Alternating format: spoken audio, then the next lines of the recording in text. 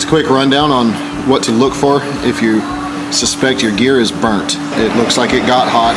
You don't want any discoloration, plus this gear isn't very old and it looks like it's got several 100,000 miles on it. Those are the key indications of a gear that has not been broken in properly and also excessive use.